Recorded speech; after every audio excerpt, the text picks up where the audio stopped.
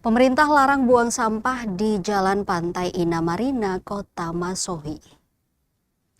Pemerintah daerah atau Pemda Maluku Tengah melalui Dinas Lingkungan Hidup atau DLH melarang keras warga Kota Masohi membuang sampah di kawasan Jalan Pantai Indah.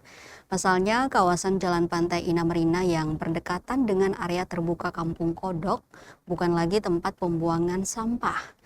Saat ini, DLH Maluku Tengah menerapkan regulasi sistem jemput sampah ke rumah-rumah warga.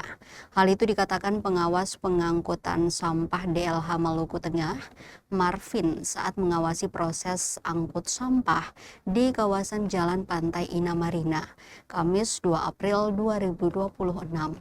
Marvin menyampaikan dulunya terdapat kontainer sampah di kawasan tersebut. Namun saat perubahan regulasi pengangkutan sampah dari rumah ke rumah, area pembuangan sampah itu akhirnya ditutup. Sayangnya warga masih sering membuang sampah di area itu, walau sudah dipasang tanda larangan. Ia juga menyampaikan setelah dibersihkan, area tersebut akan dipasang papan larangan yang lebih besar. Dirinya mengimbau kepada warga Kota Masohi agar tidak membuang sampah di area tersebut. Marvin menuturkan sebanyak 35 petugas dikerahkan untuk membersihkan sampah di area tersebut.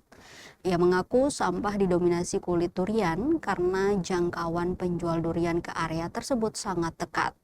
Sampah ini tertumpuk sejak lama dan hal ini berlangsung secara berkelanjutan. Diungkapkan Kepala Dinas atau Kadis sudah menyurat pihak Satpol PP untuk penjagaan di area tersebut.